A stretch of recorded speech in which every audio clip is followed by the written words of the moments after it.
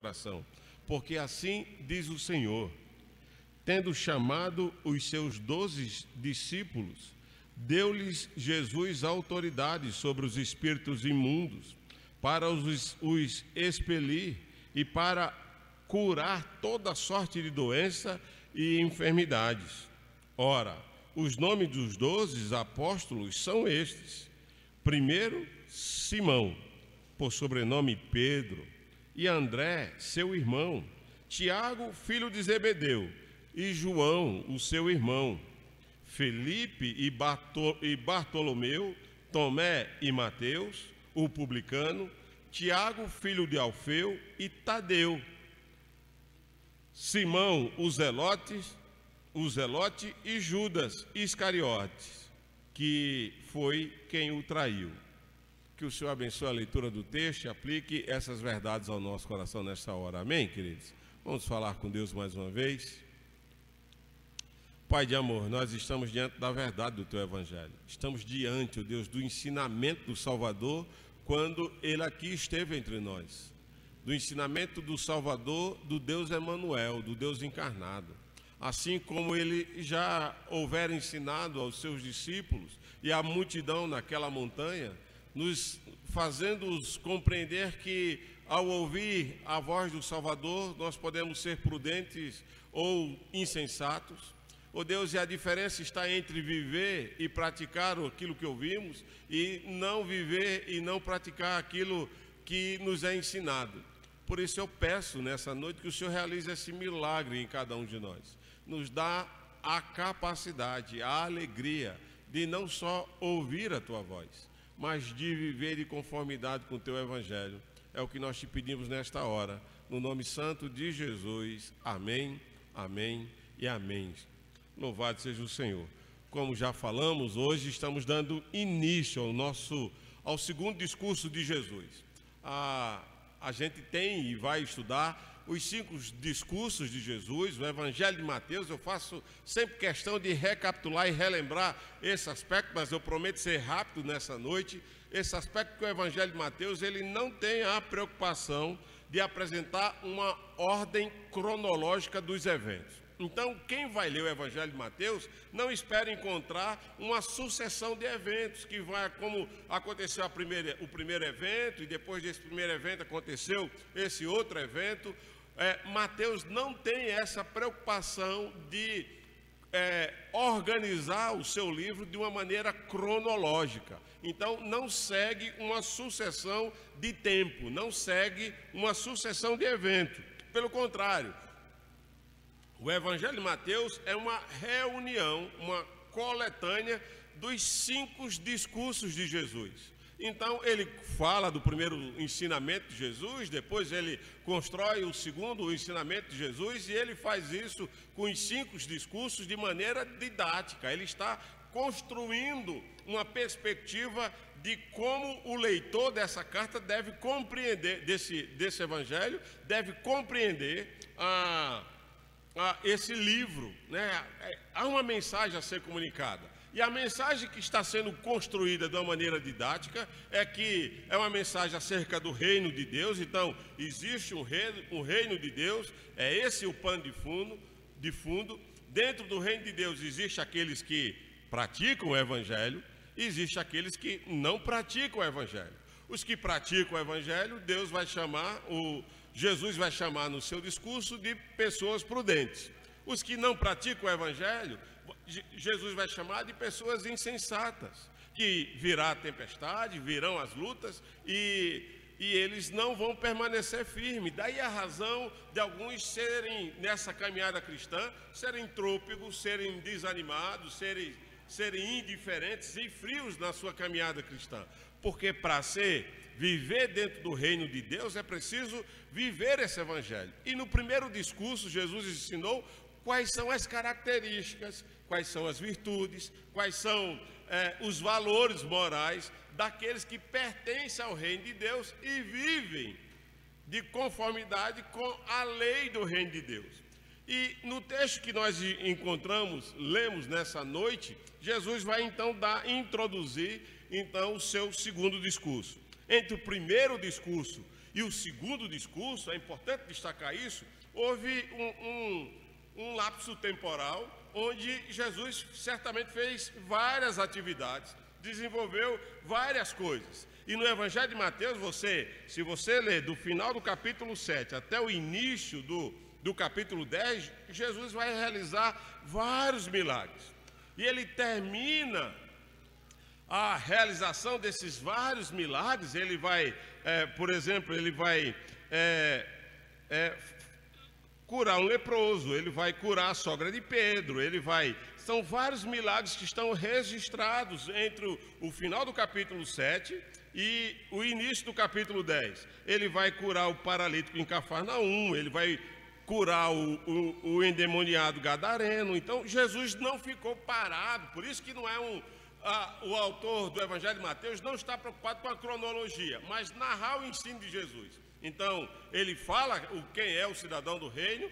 E agora no capítulo 10, que inicia o segundo discurso, e você percebe esse discurso porque ao final do capítulo 10 ele termina dizendo assim, no início do capítulo 11 ele termina dizendo assim: ora, tendo acabado Jesus de dar estas instruções aos seus 12 discípulos, partiu dali a ensinar e a pregar nas cidades deles.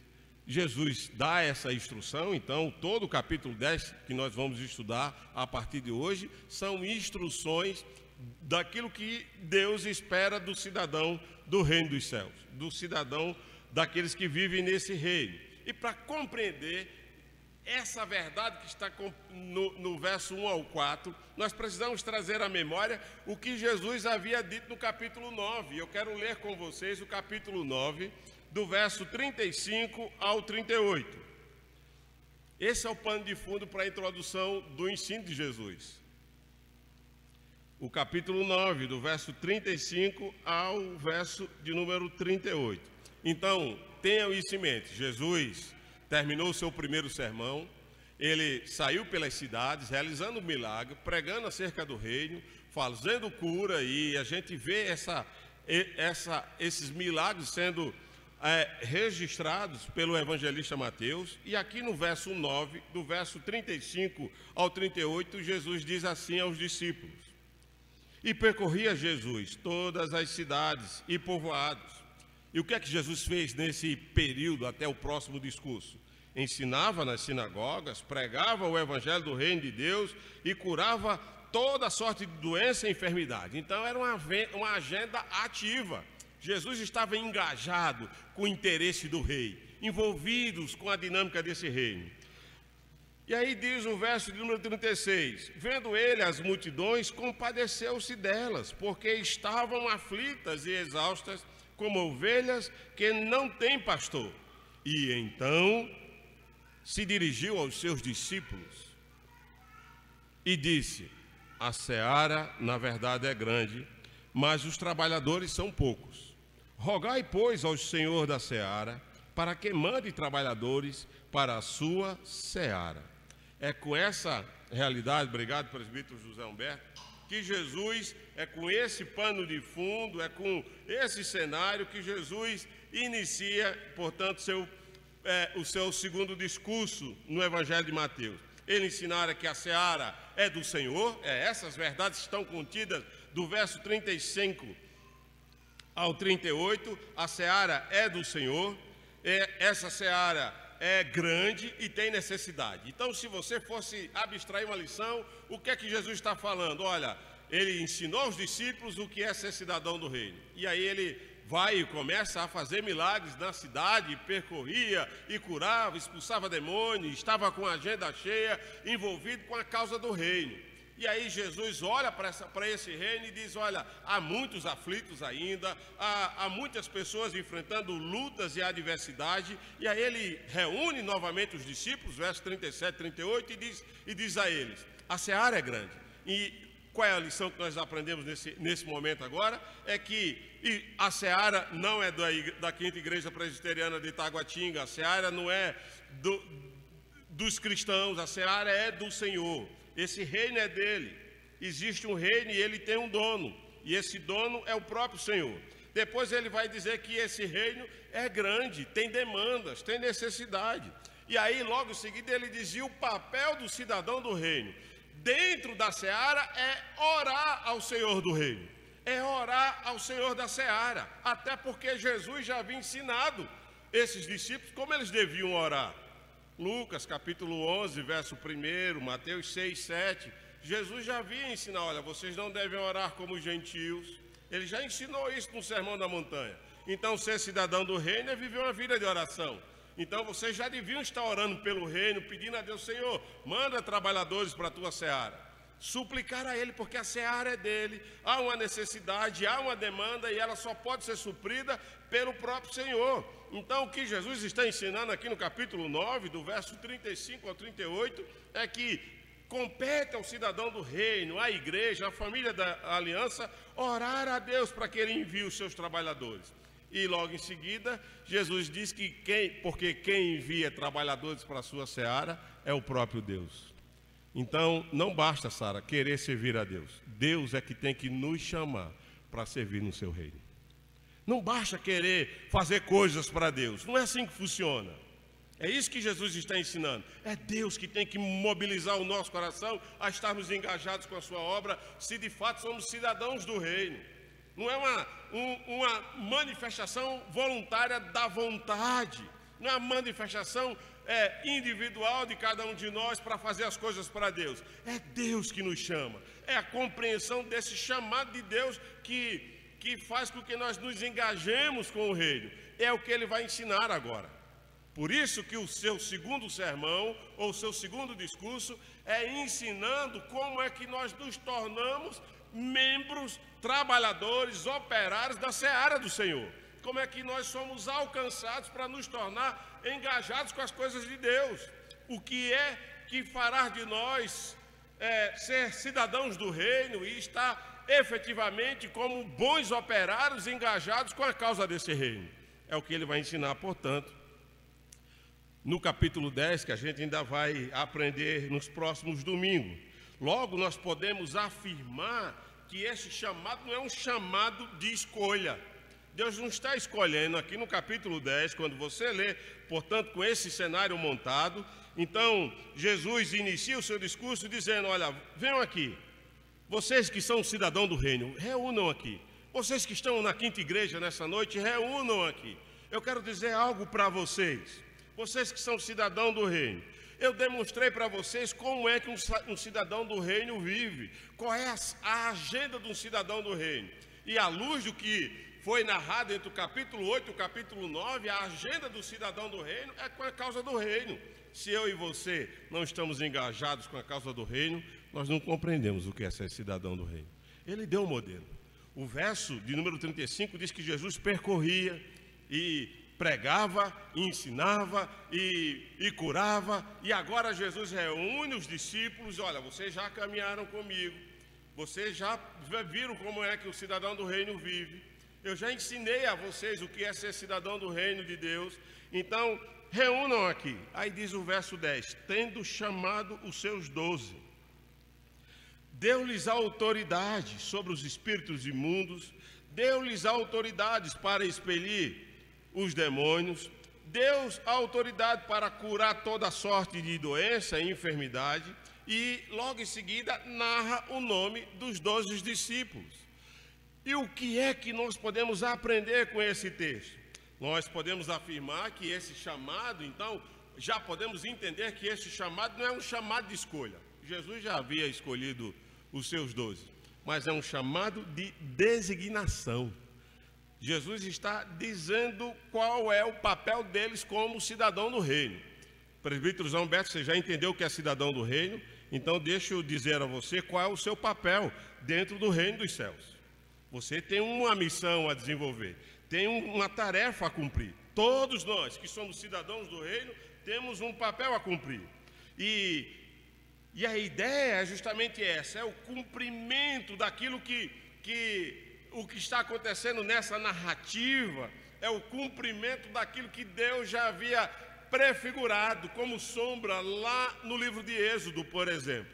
Os irmãos lembram do livro de Êxodo, só para que nós entendamos o que Jesus está cumprindo aqui é o que já havia acontecido lá atrás. Quando nós estudamos teologia bíblica, nós aprendemos sobre a revelação como algo progressivo, orgânico, histórico, adaptável, que vai de geração em geração apontando para Cristo, onde tudo converge e se consuma na pessoa de Cristo.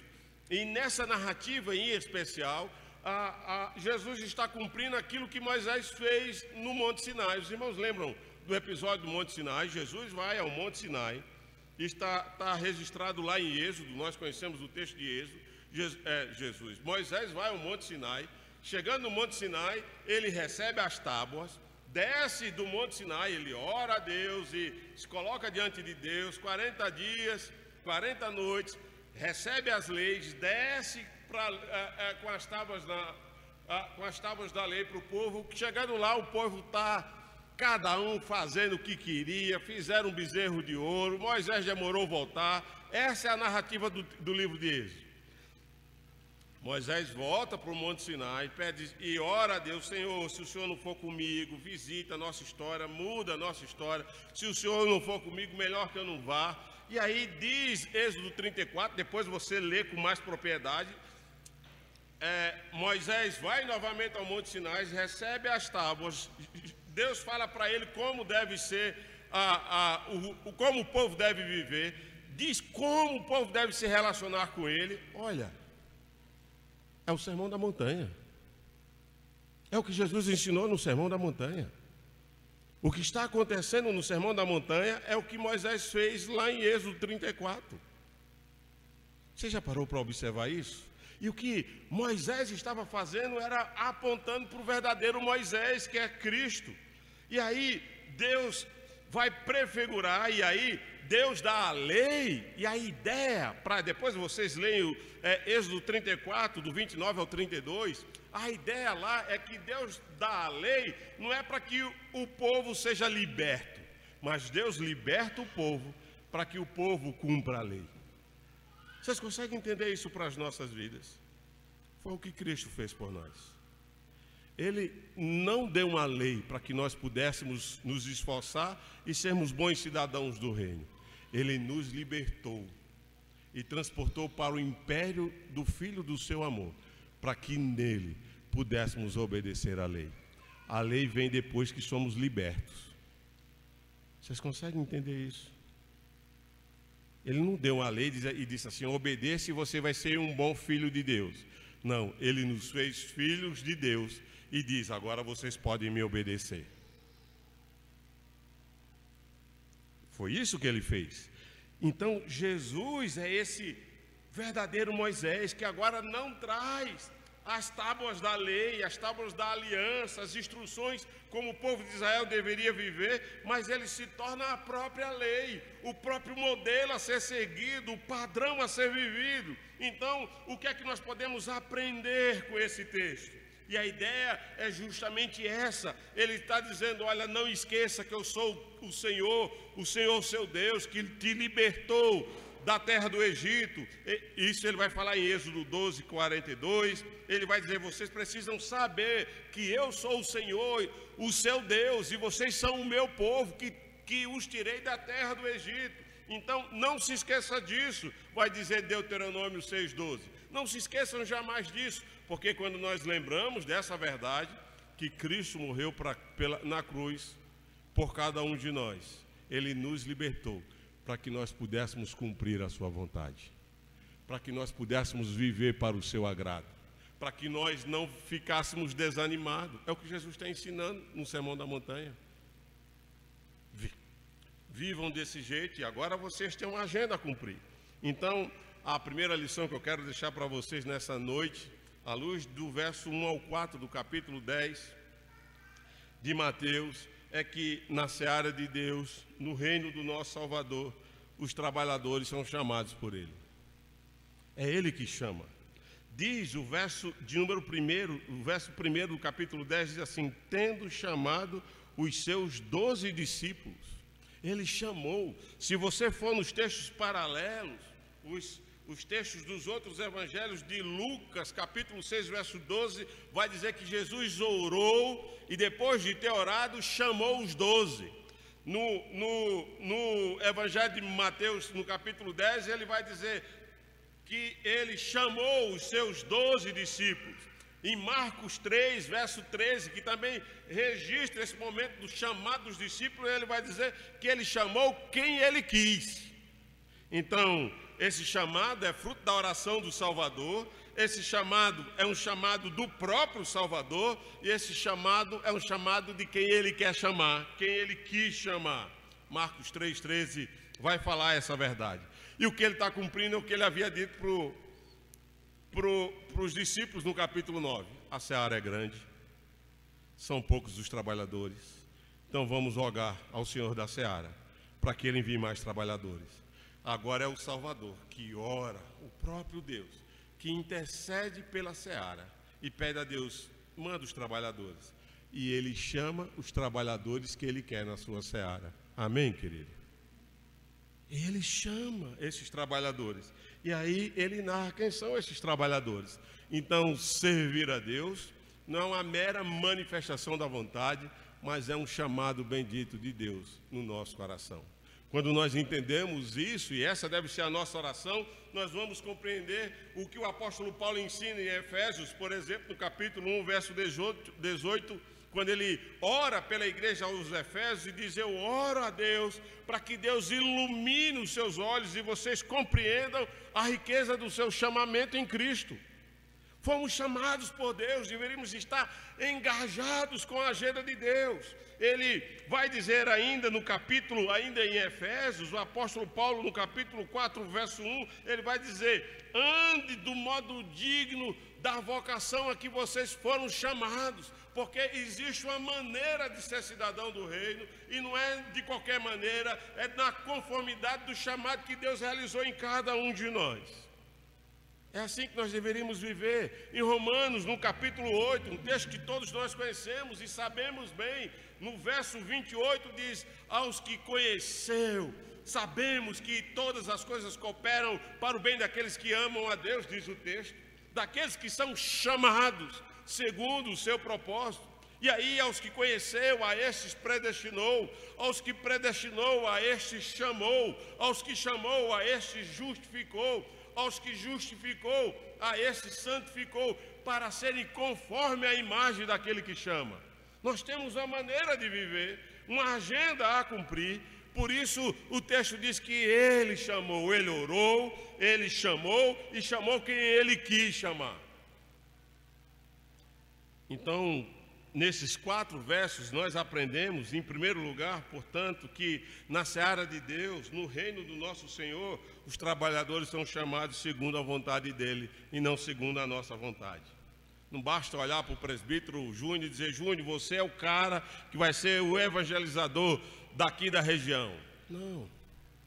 Por isso que a igreja não trabalha com voluntários. A igreja trabalha com vocacionados, com homens e mulheres que foram chamados por Deus. Porque voluntários hoje estão aqui, amanhã não estão mais. Os vocacionados não, porque eles são fiéis ao Deus que chamou. Vocês conseguem perceber? Essa é a grande diferença. Quem é vocacionado não retrocede jamais. Os voluntários, todos eles vão nos abandonar. Os vocacionados jamais nos abandonam. Porque não vai abandonar o Senhor da seara. Deus nos capacitou, que é a segunda lição que o texto nos ensina. Ou seja, que na seara de Deus, no reino desse Deus, o cidadão do reino é capacitado pelo próprio Deus. É Deus que os capacita. É Deus que concede dons, que dá recurso aos cidadãos do reino. O verso 2 diz assim: ora, os nomes, verso 1, a parte B diz: chamou os 12 e deu-lhe Jesus autoridades. Jesus concede autoridade sobre os espíritos imundos para os expelir. Jesus concede sobre eles autoridades para curar toda sorte de doença e enfermidade. O texto de Marcos vai mais completa esse discurso de Jesus, e a ideia é: ele designa A ideia é, ele confia a alguém os interesses do reino. O chamado de Deus para o cidadão do reino é esse comissionamento, onde Deus está outorgando a nós os seus interesses nas nossas mãos. Somos responsáveis pelo interesse do rei. Olha que privilégio que Deus concede a nós. Quando o texto diz que ele deu autoridade, não foi autoridade para que nós convertêssemos as pessoas. Ele nos deu autoridade para preparar o terreno para que o Deus da graça pudesse operar na vida das pessoas. Essa é a ideia do texto. Ele entregou aos cidadãos do reino, ele entregou a cada um de nós os cuidados do reino, ele entregou a cada um de nós, ele concedeu essa autoridade de dons, de talentos, de habilidades, de autoridade para trabalhar no seu reino. Ele nos concedeu o privilégio de servi-lo. Por isso que o salmista, no Salmo 100, ele vai dizer: celebrai com júbilo ao Senhor todas as famílias da terra e sirvam esse Deus com alegria, porque Ele é o nosso Deus, Ele é o Rei dos Reis, Ele nos chamou com a santa e bendita vocação. Por isso eu preciso orar a Deus: Senhor, ilumina os meus olhos para que eu enxergue a riqueza dessa minha vocação. Senhor, toca o meu coração para que eu ande da maneira digna da vocação pela qual eu fui chamado. Senhor, me faz compreender que todas as coisas concorrem para o meu bem, de sorte que aqueles que o Senhor chamou, o Senhor vocacionou, predestinou, santificou, purificou, para que eu fosse igual a Ti, Senhor. Nós deveríamos pensar assim. Nós não, quando entendemos o nosso papel no reino, nós nunca vamos dizer: olha, eu estou sem saber o que fazer. Como sem saber o que fazer? Você não é cidadão do reino? Não sabe o que Cristo fez por você? Ainda não compreendeu isso? Como não sabe o que fazer? Tem que descer um anjo para dizer que você tem que servir a Deus, buscar a Deus, refletir Deus, testemunhar de Deus? Um anjo tem que fazer isso? Ou o que ele fez não é suficiente para impulsionar o seu coração a jamais deixar de servir a Ele? Você não reconhece isso ainda? Essa é a ideia do que Jesus está ensinando nesses 4 versos. Então, no reino dos céus, na seara de Deus, Deus é quem chama os seus trabalhadores. No reino dos céus, na seara de Deus, é Deus que capacita os seus trabalhadores. A ideia é Deus estar qualificando os seus trabalhadores, pegando pessoas que não tinham autoridade nenhuma e conferindo a eles a autoridade, dando a ele a nobre missão de confiar os interesses do reino nas suas mãos. Olha que bênção! Dalmi, você acordar todos os dias sabendo que Deus confiou a você o interesse dele sobre a terra. Que bênção! Que coisa contagiante no coração. Deus confiou, me achou digno de ser confiável ao ponto de outorgar a mim a capacidade, a qualificação de ser um instrumento de Deus nesse mundo perdido. Pense nisso. Ou você ainda não entendeu que você é um cidadão do reino dos céus? E aí no verso 3, no verso 2 até o 4, ele vai classificar esses 12 discípulos que ele chama. E o que é que nós aprendemos com esses 12 discípulos para encerrarmos? É que no reino dos céus, na seara de Deus, os seus trabalhadores não são chamados por suas qualificações. Deus não chama por causa das nossas habilidades, Deus não nos chama por causa dos nossos talentos, Deus não nos chama por causa das nossas perfeições, pelo contrário, somos pessoas imperfeitas. Deus, quando nós olhamos o rol dos chamados aqui, Ele chama Pedro, uma pessoa inconsequente e imprudente, e a gente vê isso várias vezes na narrativa do Evangelho. Por inconsequente é deixar de fazer aquilo que ele deveria fazer. Por várias vezes Pedro deixa de fazer aquilo que ele deveria fazer. Por imprudência é quando ele faz aquilo que ele não deveria fazer. Ele corta, por exemplo, a orelha de Malco. Pedro é um bom exemplo daquilo que eu e você nós somos. Pessoas inconsequentes, pessoas imprudentes, que não fazemos o que devemos fazer e fazemos aquilo que nós não deveríamos ter feito o tempo todo. Somos esse Pedro, mas Deus nos chamou. É isso que o texto vai nos ensinar. O texto vai chamar André, que alguém sem nenhuma proeminência, sem nenhuma capacidade de influência. Deus vai chamar Tiago e João, que é conhecido como filho do trovão, alguém destemperado, irascivo. Vai chamar Felipe, Bartolomeu, que a Bíblia só vai falar de Bartolomeu mais uma vez lá em João 1:47. Vai chamar Tomé, que é tido e ficou conhecido como aquele que não creu, duvidou da ressurreição do Salvador. Vai chamar Tiago de Alfeu e Mateus, provavelmente seu irmão. Vai chamar Tadeu, também conhecido como Judas, na outra relação dos evangelhos. Vai chamar Simão Zelote, que pertencia a um partidário fundamentalista, alguém radical na sua maneira de pensar, e vai chamar Judas Iscariotes, aquele que viria a trair o Salvador. Outro zelote, partidário, alguém que estava comprometido com seus próprios interesses.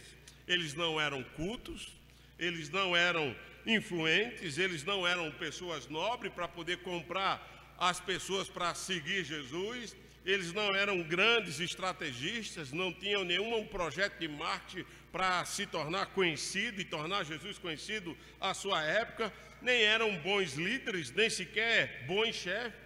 Eram homens simples, mas que foram chamados para servir o rei. Como eu e você que estamos aqui nessa noite.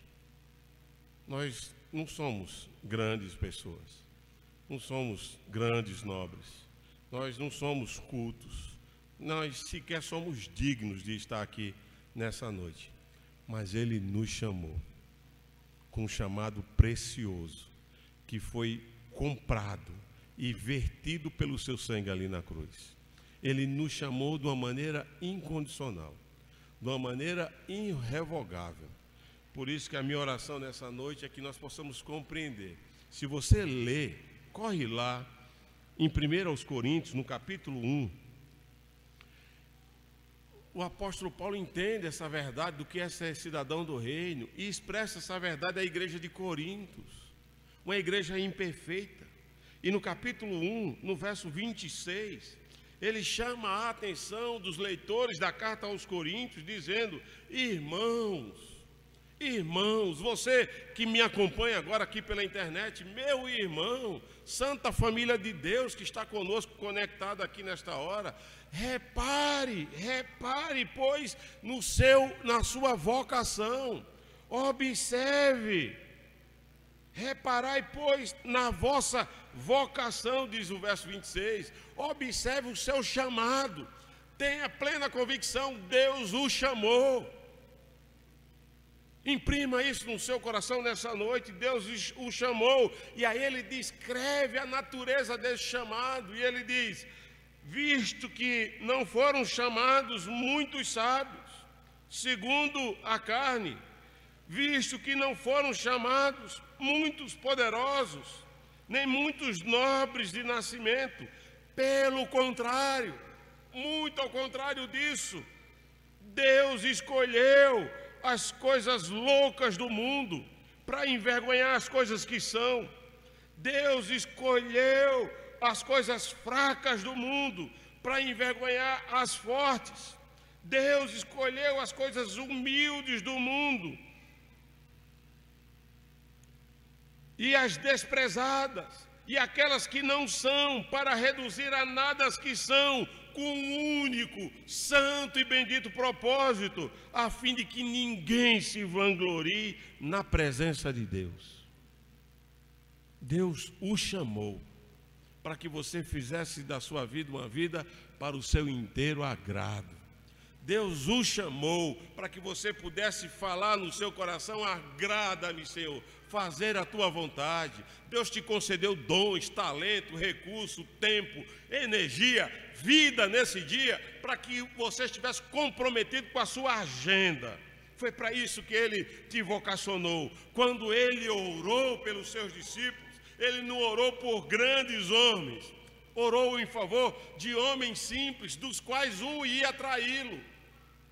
ia traí-lo. Ele orou e os chamou, e chamou porque quis chamá-lo. Quis chamá-los. Muitas vezes nós vamos encontrar no meio dos vocacionados os Judas do século 21, que vão trair, que vão abandonar, que vão fazer aquilo para o qual foram chamados para fazer, e vão ouvir do Salvador falando aos seus ouvidos: aquilo que você tem para fazer, vá e faça depressa. Se você tem algo para fazer, vá e faça depressa. Mas também vai chamar os Pedros, vai chamar os Tomés, vai chamar os Mateus da vida, vai chamar os Joãos da vida, para se quebrantarem, para darem a sua vida em favor do Rei e do seu reino.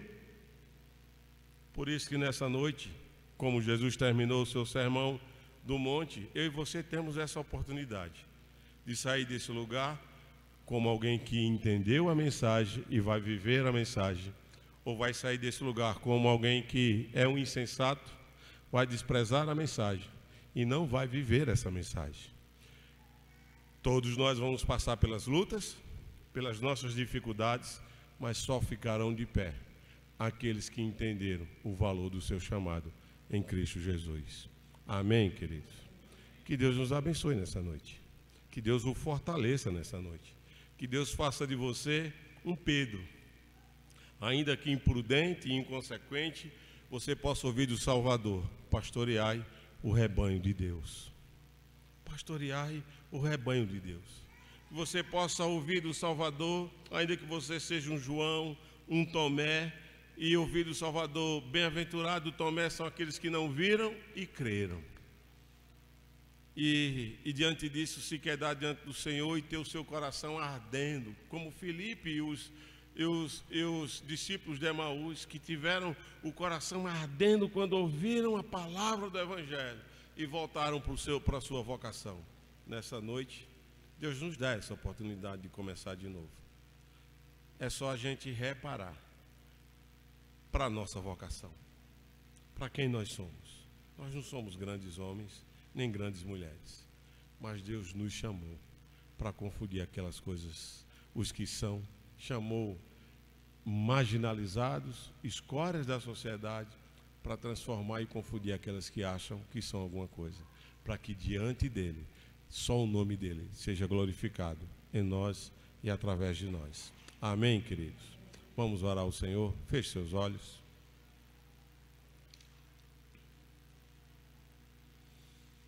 Pai querido, Deus bendito, nós estamos diante da Tua palavra, que nessa noite temos a alegria de nos debruçar do início do discurso de Jesus. É o seu segundo discurso, e Ele está dizendo que há uma agenda no Teu reino. Essa agenda exige de nós algumas demandas, algumas implicações, ó Deus, mas para que entendamos as demandas, as responsabilidades, as implicações do reino, precisamos compreender que quem pertence ao reino são aqueles que o Senhor chama. E aqueles que o Senhor chama, o Senhor concede dons, dá autoridade, dá talentos, dá capacidade. O Senhor capacita aqueles que tu chama. Por isso, nós não deveríamos ter vergonha, nós não deveríamos nos sentir impotentes, fracos. Pelo contrário, Deus chamou o fraco para confundir os fortes. Nós não deveríamos nos sentir pequenos, mas Deus chamou os pequenos para confundir os gigantes. Nós não deveríamos nos sentir incapazes, porque Deus chamou os incapazes para confundir aqueles que acham que são. Ó Deus, para que seja o Senhor engrandecido através de nós. Então nos dá a ousadia, Senhor, de reconhecer que é o Senhor que capacita. Mas nos faz compreender que o Senhor não chama por causa das virtudes que temos, das habilidades, ó Deus, dos talentos que possuímos, mas aqueles que o Senhor chama, certamente o Senhor concede autoridade. Ó Deus, o Senhor nos dá a alegria de buscarmos os teus interesses, o interesse do Rei. Ó Deus, nos concede o privilégio, ó Deus, de pleitearmos, ó Deus, pelo cumprimento da vontade do nosso Rei.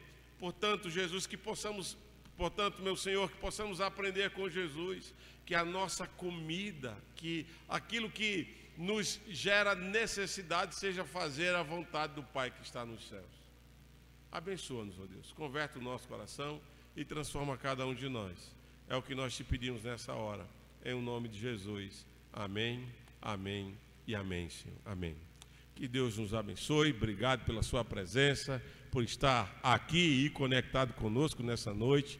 Que cada um de nós tenhamos uma semana a serviço do Rei, que de fato você saia desse lugar desejando servir ao Rei, e próximo domingo vamos dar continuidade a essa reflexão. Leia o capítulo 10 de Mateus para você ouvir Deus falando ao seu coração sobre as suas instruções, sobre aquilo que nós devemos viver e aplicar nas nossas vidas. Amém, queridos? Lembrando que amanhã temos a nossa reunião com a juventude, né? Fiquei feliz de ver a Maria aqui conosco hoje. Deus abençoe. Entra amanhã, Maria, eu quero ver você lá na nossa sala. Está sendo um papo bacana, um papo só nosso. Então amanhã você está convidado a estar conosco. Quarta-feira nós teremos o nosso culto de oração.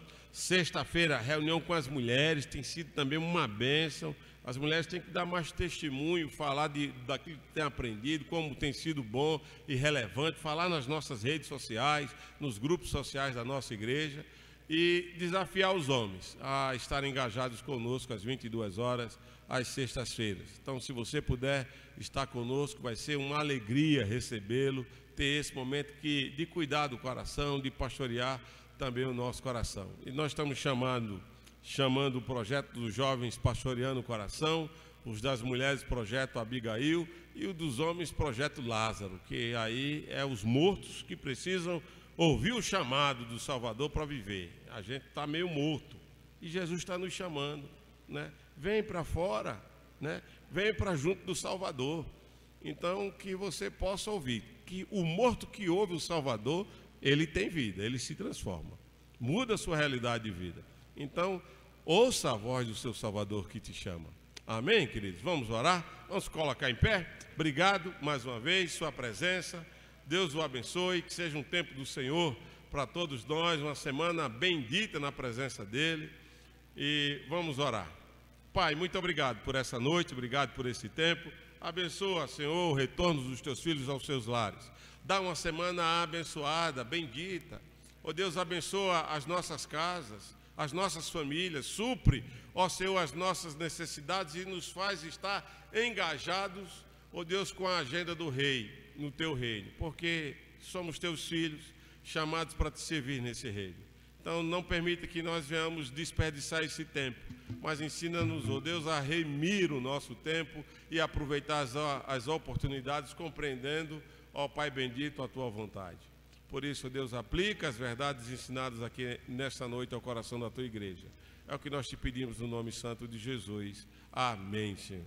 E que a graça bendita e salvadora de Jesus, o nosso Senhor, que o amor perfeito, encorajador de Deus, o nosso Pai, que a comunhão, a orientação, a instrumentalidade do Espírito Santo de Deus se faça presente na sua vida e na vida de toda a igreja do Senhor espalhada na face da terra, hoje e para todos sempre.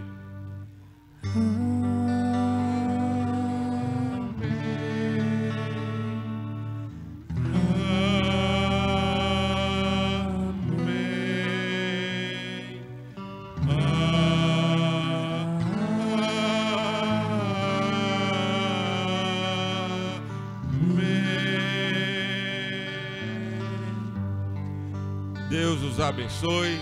Uma semana abençoada a todos.